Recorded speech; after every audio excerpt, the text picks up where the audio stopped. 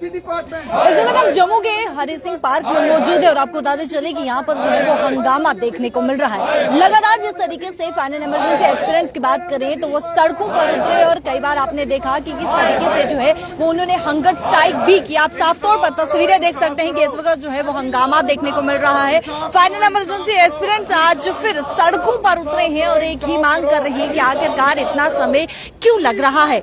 आखिरकार कमेटी तो गठित की गई लेकिन उसके बाद रिपोर्ट सबमिट करने में आखिरकार समय क्यों लग रहा है। आखिरकार इतने समय में यानी कि जिस तरीके से कमेटी को गठित किया गया लेकिन अभी तक रिपोर्ट का कोई भी नतीजा जो है वो सामने नहीं आया गया। और आप साफ तौर पर देख सकते हैं कि किस तरीके से जो है इस वक्त हरि सिंह पार्क पर जो है हंगामा देखने को मिल रहा है। प्रदर्शन जो है फायर एंड इमरजेंसी एस्पिरेंट्स की तरफ से जो है वो देखने को मिल रहा है। तस्वीरें आपके साथ जो माफ कीजिएगा, जिस तरीके से एस्पिरेंट्स की बात करें तो एस्पिरेंट जो है वो सड़कों पर उतरते हैं और इससे पहले कई बार जो है आपने देखा होगा कि किस तरीके से उन्होंने भूख हड़ताल भी की लेकिन फिर भी एलजी प्रशासन की तरफ से कोई भी नतीजा जो है वो सामने नहीं आया। बातचीत करते हैं एस्पिरेंट से, क्या कुछ कहना है सर? मैम, यही दुर्भाग्य है हमारा कि हम सिर्फ अनुमान लगा के बैठे हुए हैं। एक कमेटी तो बनाई गई थी, हमें लॉलीपॉप की तरह दी गई है कि 12 दिसंबर को अगर कमेटी बनाई जाती है उसका टाइम पीरियड जो है वो डिसाइड किया जाता है कि 1 महीने के अंदर यानी कि 12 जनवरी तक इसका जो है रिपोर्ट सामने आएगी। लेकिन उसके बावजूद आपने देखा यहाँ पे रिपोर्ट आज 10 महीने होने को जा रहे हैं लेकिन रिपोर्ट जो है सामने नहीं आ रही है। इसमें सामने दिखता है कि करप्ट लोगों का इसमें इतना बड़ा हाथ है कि ये लोग जो है सिर्फ एक रोबोट की तरह काम कर रहे हैं। रोबोट का कहने का मतलब ये है कि ये लोग सिर्फ ऑर्डर फॉलो कर रहे हैं। अगर हम बार बार अपने प्रोटेस्ट में कि यहाँ पे ईस्ट इंडिया कंपनी वाला हाल चल रहा है वो हम इसलिए कहते हैं क्योंकि उस समय भी ये था कि इंडिया के लोग समझते थे कि हमारे साथ गलत हो रहा है लेकिन उसके बावजूद उनको ऑर्डर फॉलो करने पड़ते थे। आज वही नतीजा सामने है। हर कोई मानता है कि fire and emergency mother of all scam है और इसमें घोटाला है। 100% जिंदा प्रूफ दिए गए, जैसे कि आप जानते हैं खुद से जो है हर एक चीज स्पष्ट करते थे। लेकिन उसके बावजूद देखिए आज 10 महीने होने को जा रहे हैं लेकिन कमेटी अपनी रिपोर्ट सबमिट नहीं करवा रही है। इसलिए अभी आपने देखा कि कल जैसे कि हमारे कुछ लोग जो है रविंदर राणा साहब से मिले और उनका यही कहना था कि जल्द ही जो है इसका रिजल्ट सामने आएगा और बीजेपी जो है इसके लिए जल्द से जल्द कार्य कर रही है। लेकिन कब करेगी? आपने देखा कि अगर हम 1 महीना रोडों पे बैठे रहे, हमने नवरात्रे यहाँ पे बिताए, महानवमी जो सबसे बड़ा त्योहार होता है हमने यहाँ पे मनाई, रमजान के दिन यहाँ पे मनाए, लेकिन उसके बावजूद यहाँ पे एलजी प्रशासन की तरफ से कोई नहीं आया। दूसरी तरफ बात करें रविंदर राणा जी कहते हैं कि मैं यहाँ पर बैठा हूँ, किसी को भी चिंता करने की जरूरत नहीं है और इतना समय लग चुका है, 9 महीने लग चुके हैं। मैम, यही तो प्रॉब्लम है कि ये बैठे हैं तभी तो हमें चिंता करने की जरूरत है क्योंकि ये बैठे थे तो हमें लगता था कि जब कमेटी बनी एलजी साहब की तरफ से तो हमें लगा कि यहाँ पे जो है 100% हमारे साथ जो है रिजल्ट सामने आएगा और जो करप्ट लोग हैं उनको सजा दी जाएगी। लेकिन उसके बावजूद जैसे कि आपने कहा कि हम बैठे हैं, ये तो हमेशा से कहते हैं अगर बैठे हैं तो काम करिए ना, बताइए ना कि जो लोग इसमें करप्ट हैं तो उनको बाहर निकालिए, उनको सजा दीजिए और हमें इंसाफ दीजिए। हम लोग तो कोई इनसे कोई स्पेशल ट्रीटमेंट तो मांग नहीं रहे, हम तो यही कह रहे हैं कि इसमें 2020 में सारे के सारे हमने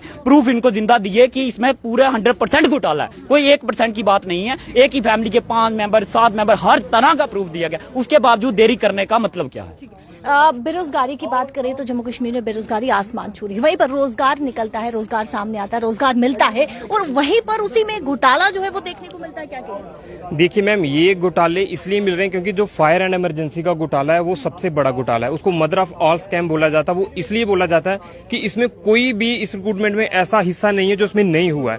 इसमें अंडर हाइट बच्चे लगे हुए हैं जिन्होंने फिजिकल क्वालिफाई नहीं किया, उनके डायरेक्ट लिस्ट में नंबर आए हुए हैं। जिन्होंने रिटन एग्जाम में जहां पे बच्चे बैठे हुए हैं 7000, लेकिन जब उनकी लिस्ट बाहर आती है उसमें वो 7000 से प्लस 75 बच्चे ऐसे हैं जिनका कोई अता पता ही नहीं है फॉर्म का, वो सीधे बीच में आ रहे हैं।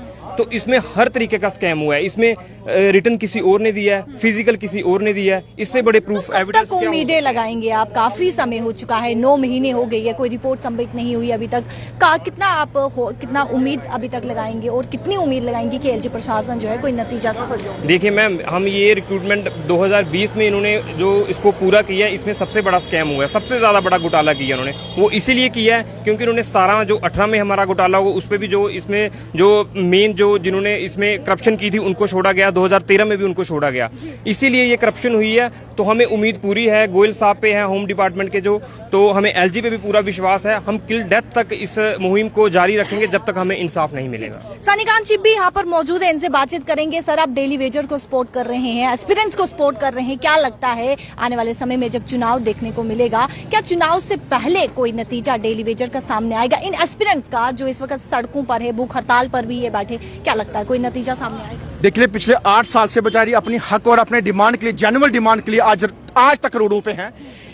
हमारा प्रशासन, अगर कोई इतनी सी चूक होती है तो उसके ऊपर सीबीआई, एनआईए, हर एक डिपार्टमेंट डाला जाता है, लेकिन इतनी सिंपल सी डिमांड के लिए सब कुछ प्रूफ होते हुए भी आज तक इनको प्रदर्शन जो है वो करना पड़ रहा है। और हमारे डेली विजर, ये तो पूरे जम्मू कश्मीर और सेंटर में भी पता है कि डेली विजरों का मुद्दा कितना पुराना है। प्रधानमंत्री जी ने भी बोला जम्मू कश्मीर में आके कि अगर कोई मुद्दा सबसे बड़ा है तो वो डेली विजर्स का है। 25-30 साल से किस तरीके से वो बेचारे अपनी मेहनत करके जहां अपने घर का जो गृहस्थी है किस तरीके से पार रहे हैं। पहले 500 से स्टार्ट हुए, आज 20-25 साल के बाद 9000 तक पहुंचे हैं, जिनको बेचारों को आज साल के बाद रिटायरमेंट के जो है इनको अपना लाइन में खड़े हैं। तो मुझे बताइए, अगर लास्ट में घर जाएंगे तो क्या लेके जाएंगे? और डेली विजर का मुद्दा जो है ये बहुत बड़ा है। मैंने आपको पहले भी कहा कि अगर इलेक्शंस आ रही हैं, ऐसे नौजवान या ऐसे डेली विजर अगर आप उनको ऐसे ही रोडों पे रखेंगे तो जो इलेक्शंस का मुद्दा है वो वहीं का आपके ऑफिस के अंदर ही, अगर आप इनके साथ इंसाफ नहीं करेंगे तो जम्मू कश्मीर के तमाम जो लोग हैं ये बाइकाट इलेक्शन करेंगे, चाहे वो काउंसलर की हो, चाहे वो असेंबली की हो, चाहे वो पंचायत की हो। देख सकते हैं डेली वेजर भी सड़कों पर, मुलाजमों का जो इतनी देर से सेवाएं दे रहे हैं, इसलिए हम ये कहना चाहते हैं कि आप कुछ देकर जाइए जिससे लोग आपको याद करेंगे, अदरवाइज इस प्रोजेक्टों से आपको याद नहीं करेंगे लोग। क्या लगता है जी, प्रशासन कब जागेगी, कब नींद से उठेगी और आपके हक में फैसला होगा? देखें, अगर सेंट्रल गवर्नमेंट भी ये देख रही है, एलजी साहब जो एडमिनिस्ट्रेशन चला रहे हैं, ठीक है, मॉडल ला रहे हैं, नए नए काम वो कर रहे हैं, लेकिन आम जनमानस को इसका कोई लाभ तो नहीं ना मिल रहा। अगर आम लोगों को इसका कोई लाभ नहीं मिल रहा तो वो बेकार हो जाते हैं वो मॉडल जो लाए हुए हैं। जनमानस को, आम को रोजगार मिलना चाहिए जिससे वो उनको रिलीफ मिल सके, तभी इस स्टेट का जो है भला हो सकता है और एलजी साहब की जो है कार्यनीति जो है खरी उतर सकती है। क्या लगता है एलजी प्रशासन नींद से जागेगी? मैं पहले तो मीडिया का शुक्रिया अदा करना कि जो साड़ी आवाज की बार मतलब आवाम तक पहुंचा दी है। तुसें पूछा कि एलजी जागन, मतलब जिन्हें तक जागन नजर खलासी असें भी नहीं छोड़नी, चाहे अपने प्राण पाए शिड़के पर देने पाउन, असें भी मंजूर है, क्योंकि असें लिए के जाना होना है। 32-33 साल 25 साल सर्विस दे उड़ी, असें तो अपना सुनहरी वक्त असें गुजारी उड़ा। हुण बाकी केह् रेह्दा भी कोई पुछना एलजी साहब भी बाकी केह् रेह्दा, क्योंकि जिस बेल्लै भी इलेक्शन आती है तो इनका मैनीफेस्टो च आई जाता डेली वेजर कर लेना है। और भाई करने कदूं ने 14 च ललकार लैली हुई ही, तो तब भी बीजेपी ने आख्या कि पहला मुद्दा प्रायोरिटी च डेली वेजर दा हो।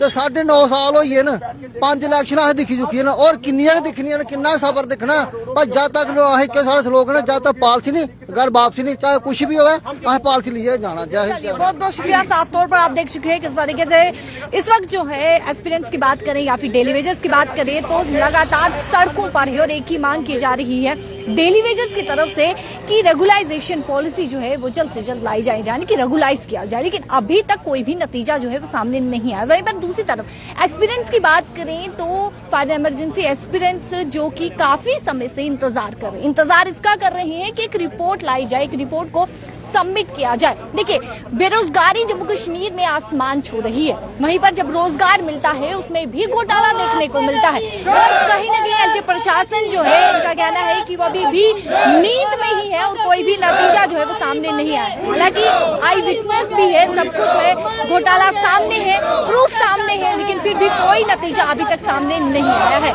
वीडियो को ज्यादा से ज्यादा शेयर कीजिएगा। मुझे कैमरा पर्सन शमी थापा को दीजिए इजाजत। नमस्कार।